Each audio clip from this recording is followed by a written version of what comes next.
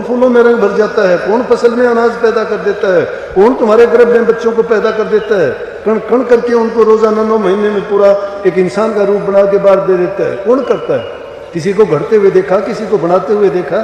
गुप्त शक्ति है। आप सभी को प्यार भरी राधा स्वामी जी। देखिए, जो आज का सत्संग का विषय है उसमें महाराज ने बताया कि सेवा का महत्व क्या है और किस तरह सेवा से इंसान का जीवन सफल बन जाता है। और साथ ही महाराज ने बताया कि अगर हम नाम का स्मरण करते हैं तो नाम का स्मरण किस तरह हमारे जीवन को पवित्र बना देता है और किस तरह हमें बुराइयों से निकाल कर हमें अच्छाइयों में अपना लेता है। और साथ ही महाराज जी ने बहुत प्यारे प्यारी बातें बताई सत्संग में। महाराज जी ने बताया कि जीवन जीने के लिए हमें किन बातों का ध्यान रखना चाहिए, हमें किस तरह कर्म करने चाहिए और कैसे वचनों को अपनाना चाहिए और हमें किस तरह गुरु के संगत में जाना चाहिए जिससे जो हमारा जीवन है वो सार्थक बन सके। तो चलिए आपका कीमती समय ले तो सत्संग को शुरू करते हैं। कृपया सत्संग को पूरा सुनकर पुण्य भागीदार अवश्य बनिए। राधा स्वामी।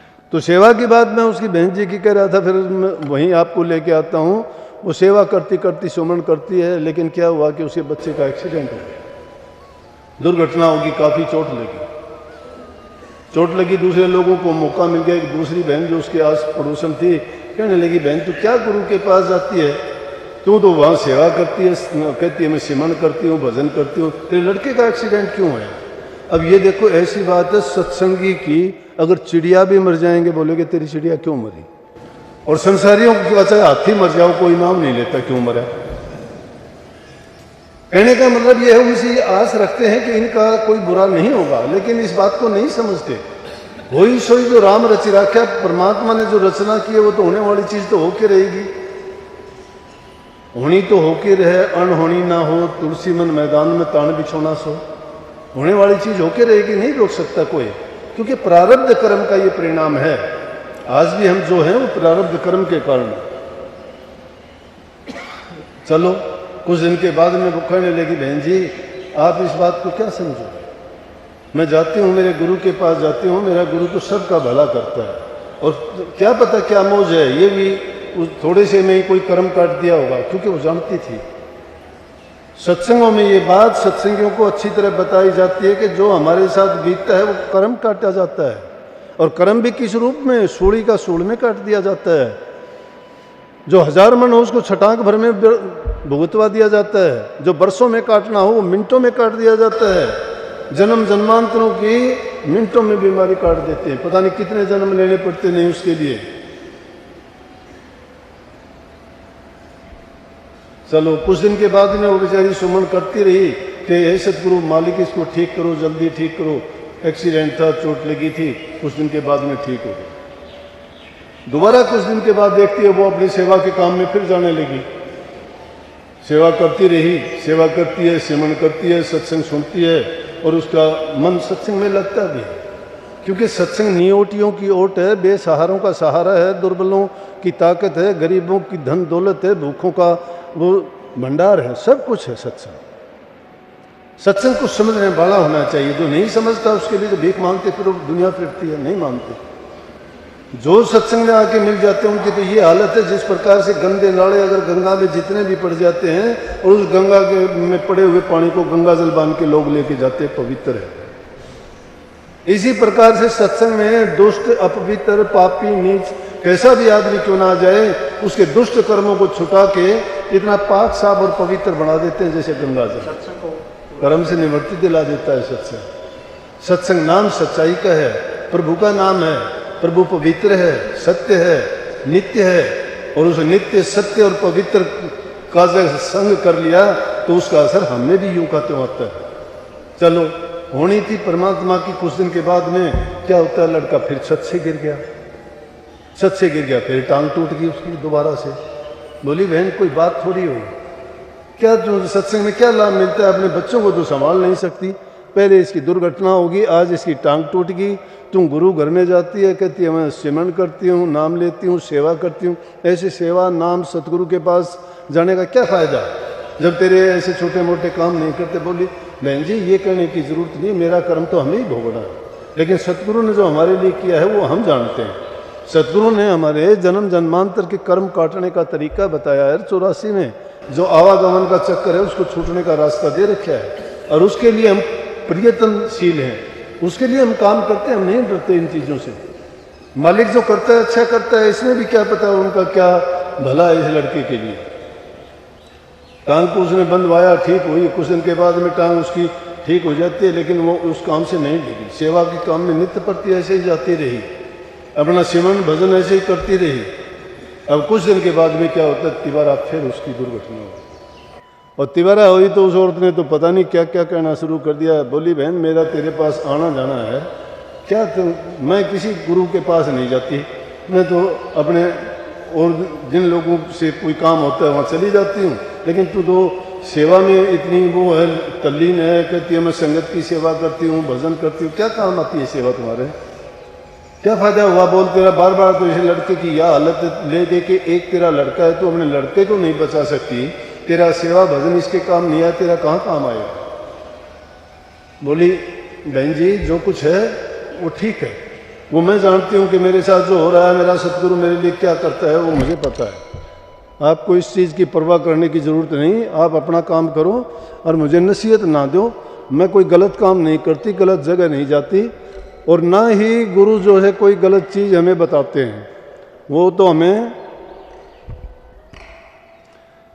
जो हमें देते हैं जीवन को सुखी बनाने के लिए, व्यक्तिगत जीवन को सुधारने के लिए, पारिवारिक जीवन में सुख शांति समृद्धि खुशहाली के लिए, सच्चाई के साथ जीवन जीने के लिए, और परोपकार परहित के कारण अपना जीवन लगाना है, इसके लिए सेवा, प्रेम, भक्ति, इन चीज़ों में हमने अपना टाइम गुजारना है। आप बेसिक मुझे कुछ ना कहो और ना मेरे पर ये असर होने वाला।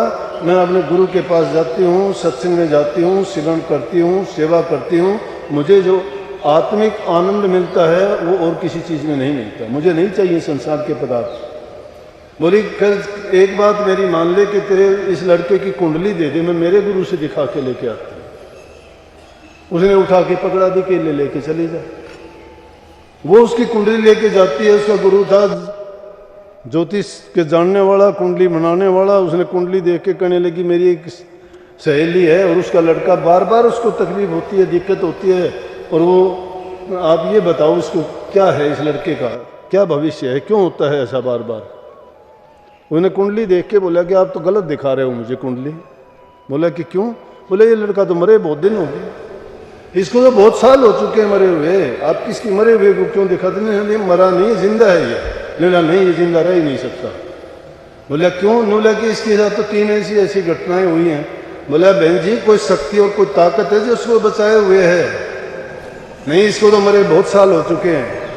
कहने का मतलब जो पहले बार ही दुर्घटना हुई थी उसी में खत्म हो जाना चाहिए था। वो उसकी कुंडली ये कहती थी कि उसी टाइम उसको खत्म हो जाना चाहिए था। अब कौन समझेगा इसको कि सेवा का फल क्या था, लेकिन उसके बताने के कारण वो उसकी सहेली आई, आके उसी के पैर चूमने लगी कि बहन तू सच्ची है, मैं झूठी हूँ, मुझे नहीं ज्ञान था, मुझे नहीं समझ थी, और ना समझने मैंने जो आपको कुछ कहा, मैं माफ़ी चाहती हूँ कि मैंने तो उस कुंडली दिखाई तो कहने लगी कि इसके पीछे ऐसी शक्ति है या कोई ऐसा शुभ कर्म है या ऐसी कोई शुभ आत्मा है जो इसको अपनी शक्ति देके बचाए हुए है। अब महापुरुषों की गुप्त शक्ति जो काम करती है उसको कौन समझता है? हम तो समझते हैं, हम जो आंखों से देखती हैं ये भी झूठी हो जाती है, जो कानों से सुनते हैं वो भी झूठी हो जाती है। जो गुप्त शक्ति काम करती है उसको गुप्त रूप से वो सब कुछ करता है। देखते नहीं हो प्रभु के कामों को? कौन इनमें नए पत्ते पैदा कर देता है, कौन फूलों में रंग भर जाता है, कौन फसल में अनाज पैदा कर देता है, कौन तुम्हारे गर्भ में बच्चों को पैदा कर देता है, कण कण करके उनको रोजाना 9 महीने में पूरा एक इंसान का रूप बना के बाहर दे देता है। कौन करता है? किसी को घड़ते हुए देखा, किसी को बनाते हुए देखा? गुप्त शक्ति है। उस गुप्त शक्ति को पाने के लिए संतों और महापुरुषों की शरण में जाना पड़ता है, और महापुरुष जब उनको बख्शीश करते हैं तो गुप्त शक्ति जो मिलती है वो दिखाने के लायक नहीं है। कौन हाथ में धरे फिरेगा? इन माताओं से अगर वो बच्चा सवाल करे, माँ में कैसे पैदा हुआ था, बता सकती है कैसे पैदा हुआ था? क्या बता सकती है किस किस चीज से उनका शरीर बना था? लेकिन ये हाँ कुछ बता सकती हैं, क्योंकि जब गर्भ में होता है इनको अलग अलग चीजें खाने की जो डिमांड बनती है ये बता सकती हैं कि कभी पत्थर खाने पड़े थे, कभी मिर्च खानी पड़ी थी, कभी मिठाई खानी पड़ी थी, कभी मिट्टी खानी पड़ी थी, कभी खोरे खाने पड़े थे, कभी कुछ। ये बता सकती हैं सिर्फ थोड़ा बहुत, लेकिन जो घटने वाला था उसने कोई टाइम देखा तुमने? तुम्हें जगा के कहा कि तेरे बच्चे को अब घटता हूं, बनाता हूं, नाक बनाऊं, होठ बनाऊं, कान बनाऊं, शरीर बनाऊं? नहीं, गुप्त शक्ति है। और उसको जो नहीं मानते वो तो नास्तिक है। गुरु भी उसी प्रकार से गुप्त शक्ति है। जो सेवा करते हैं उनके अंग संग रह के उनकी रक्षा करते हैं, उनकी बड़ी से बड़ी बला को टाल देते हैं। और उस दिन के बाद उस औरत ने कहा कि बहन मैं भी आपके साथ सत्संग में चला करूंगी। तो आपको वो सेवा का कार्य मिला हुआ है। सेवा के साथ साथ उस बहन की तरह आप भी सिमरण किया करो। मन में सिमरण करो, हाथों से सेवा करो, मन में चिंतन वही रहे, आंखों में जो उसने मौज को खो दिया, उसने मौज को खो दिया। उसको तो हाथ जोड़ के कहना चाहिए कि धन्य तुझने मुझे सेवा दे दी। गुरु के दरबार की, भक्तों की सेवा मिलना आसान काम नहीं है। और जिसको सेवा मिल जाती है उसको भाग सराहना चाहिए और घर में आई मौज को ठुकराना नहीं चाहिए। अगर तुम्हारे से कोई सेवा करवाता है तो समझो कि तुम्हें इज्जत देता है, मान देता है, सम्मान देता है, तुम्हारा बहुत कुछ उसने अच्छा कर दिया। और जिसके घर सेवा आती है और वो सेवा ठुकरा देता है, किसी दूसरे को दे देता है, समझो अभागा आदमी है। कभी भी इसमें जिसको मौका मिल जाए दूसरे के, मैं देखता हूँ ये हमारे रात दिन रहने वाले हैं ना, जिनको ज्यादा संग मिलता है बिगड़ जाते हैं वो। मैं काम की कहता हूँ, सब बैठे देखते हैं, सोचते किसी और को ही कहा गया वो कर लेगा, ये सब बैठे रहेंगे आराम से। लेकिन मेरी सुन लो, मैं अब भी सेवा करता हूँ। आप लोग आते हो, मैं इस बात की, ये नहीं होते मेरे पास कोई भी, मैं किसी को तकलीफ भी नहीं देता, ना हो ना हो। मैं सोचता हूँ उनको बुलाऊंगा और करूंगा, इतनी देर में तो अगले वो आएंगे मेरे तक पहुंचने के लिए, तब तक तो बिछा दूंगा मैं दरी उनके लिए। दरी बिछा के फट मुंह डबर बैठ जाऊंगा, जन बिछी बिछाई थी। मेरा क्या घट गया उसमें? कुछ घटा मेरा? मुझे बताने की भी जरूरत नहीं है, तो इसलिए बताता हूं तुम्हें प्रेरणा मिले। छोटा नहीं बनता सेवा करने के लिए। जो सेवा नहीं करता, सेवा में संकोच करता है, कभी कामयाब नहीं होगा। बच्चा सेवा करता है, पढ़ने की पढ़ाई मिलती है। कोई भी किसी क्षेत्र में देखो, जब तक वो उसकी सेवा नहीं करता उसको कुछ नहीं मिला करता। तो सेवा बहुत ऊंची चीज है। तन से, मन से, धन से, कई प्रकार की सेवा है। जिनका तन स्वस्थ है, तन की सेवा करो। धन है जिसके पास, दान पुण्य करो, भूखे गरीब की मदद करो। धन भी नहीं है, तन भी आपका ठीक नहीं है, मन सबके पास है। मन को शुद्ध रख के, उसमें अच्छे विचार रख के हमेशा अच्छा चिंतन करो, नाम का सुमरण करो, अच्छी अच्छी बात सीखो, नकारात्मक शक्तियों को ठुकराओ, सकारात्मक विचारों को ताकत दो। जो भी सोचो तुम्हारे चिंतन में बहुत ताकत होगी, उसके अंदर अंतःकरण की शुद्धि होगी, मन की पवित्रता होगी और साथ साथ तुम्हारे नाम की कमाई होती चली जाएगी। मन से सब कर सकते हो, मन सबके पास है, लेकिन वो मन ही आपको बहका देता है। मन के बस तुम होके इंद्रियों के गुलाम बन जाते हो, कभी किसी रस में, कभी किसी चीज में फंस के जीवन को बर्बाद कर देते हो, लेकिन सच्चाई के रास्ते को अपनाने के लिए तैयार नहीं होते। तो बहुत अच्छी बात है, आपकी जिम्मेवारी बहुत ज़्यादा है। मैं तो थोड़ी देर बोल के चला जाऊंगा। संगत को आप संभालने वाले हो, इधर उधर सब पर दृष्टि रखो। सब भगत लोग नहीं आते, ऐसे वैसे लोग भी अपना उल्लू सीधा करने के लिए, कोई जेब कतरा आ जाएगा, कोई चोर लुटेरा आ जाएगा, कोई चैन का तोड़ने वाला आ जाएगा, लेकिन आएगा वो धोखा खाएगा। चैन असली पहन के कोई नहीं आता, नकली चैन पहन दी है सारी।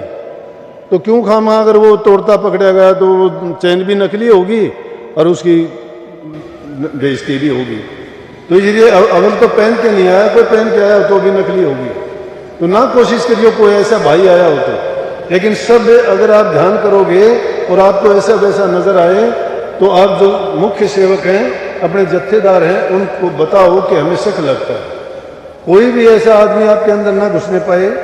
जो भी आता है सेवा से जी ना चुराओ, सेवा में लगे, सेवा करो। जो भी तुम्हारे पास ऐसी वैसी चीज गलती से, भूल से पैसे हो आपके पास, बैग में नहीं छोड़ रहे, या तो अपने जमा कराओ, जाते वक्त अपने अपने गिन के फिर ले जाना। अगर कोई निकाल लेगा, सब भगत लोग नहीं, कुछ अपना जैसे सभी एक जैसे विचार के नहीं होते, तो आपको कष्ट होगा, हमें भी दुख होगा। हम अच्छी चीज सिखाते हैं, लेकिन यह सोचते हैं कि कौन किसका क्या उठाएगा, हम विश्वास कर लेते हैं। लेकिन जिनका जो काम होता है उनको क्या विश्वास, क्या सच्चाई, क्या धर्म, क्या अन्याय, क्या पाप करूं, वो नहीं सोचते ऐसा। बाकी आपको समय समय पर हिदायतें देते रहते हैं, नए नहीं हो, आप बहुत समय से सेवा करते आए हो, नए उनके साथ लग के सीखते हैं, तो जो जो आपके जिम्मे काम है उस सेवा के काम में कोई किसी प्रकार की कोताही ना आने पाए। आराम रोजाना करते हुए एक दो दिन के लिए क्या आराम करना, और फिर अपने काम में तो आराम भी कर लें हम। ये काम तो सतगुरु का है, सतगुरु का मतलब मालिक का काम है।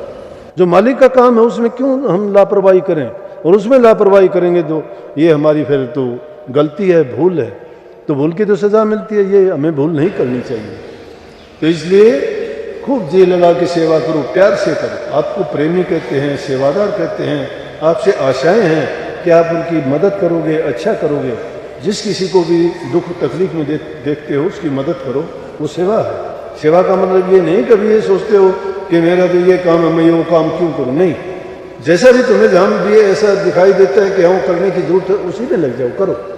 चाहे आपको किसी ने नहीं कहा, अच्छा करने में ना संकोच करो, ना देखो, और ना ये इंतजार करो कि आपको कोई कहेगा या आपसे कोई पूछेगा। तो सत्संग सुबह भी करके गया था, अब भी काफ़ी कुछ बता दिया। सत्संग का दिन तो कल का है, लेकिन बच्चे देखे होंगे आपने, बच्चे देखे होंगे ना, जब कच्चे फल भी लग जाते हैं, बेरियों पर बेर लग जाते हैं, कच्चा नहीं झाड़ने शुरू करते हैं। तो ये भी मैंने कच्चे नहीं, 2 दिन हो लिए झाड़ देने शुरू कर दे, पकड़ कौन दिए हैं, पकें तो के कल, लेकिन ये तो पहले तोड़ने शुरू कर दिए कि आओ आओ। तो कोई नहीं, अच्छा है सत्संग, तो मेरा काम सत्संग करना है। आप सत्संग के लिए आए हो, सत्संग ही करेंगे, तो आप सेवा करो, मैं सत्संग करूंगा, दर्शन आपके हो गए। कमी रही हो तो सबको बहुत बहुत आशीर्वाद। गुरु महाराज आप सबके काम पूरे करें, सबके मनोरथ पूरे करें, सुख दे, आपको शांति दे, समृद्धि दे, खुशहाली दे, सब खुश रहो। सबको बहुत बहुत फिर से आशीर्वाद। राधा स्वामी। बोलो। सत्संग को पूरा सुनने के लिए का बहुत बहुत धन्यवाद। हम आशा करते हैं अपने सत्संग को बड़ा ही ध्यान से सुना होगा। तो जैसे मेरे साथ संगत जी आपने सत्संग में सुना, महाराज जी ने बताया कि ऐसी दिव्य शक्ति जो हमारे जीवन को बदल कर रख देती है, अगर वो दिव्य शक्ति है तो है परमात्मा, वो है भगवान, वो है सतगुरु, वो है प्रभु। अगर हम परमात्मा गुणगान करते हैं, उनके बताए गए रास्तों पर चलते हैं, तो हमारा जीवन सार्थक बन जाएगा। और जैसे महाराज जी ने बताया कि परमात्मा की मर्जी के बिना इस धरती पर कोई पत्ता भी नहीं हिलता, तो हम किस तरह अपने जीवन को आगे बढ़ा सकते हैं। अगर हम अच्छे कर्म करते हैं तो परमात्मा में अच्छी बुद्धि देंगे, सद्बुद्धि देंगे, और हमारे भविष्य को अच्छा बना देंगे। और अगर हम बुरा कर्म करते हैं तो वही कर्म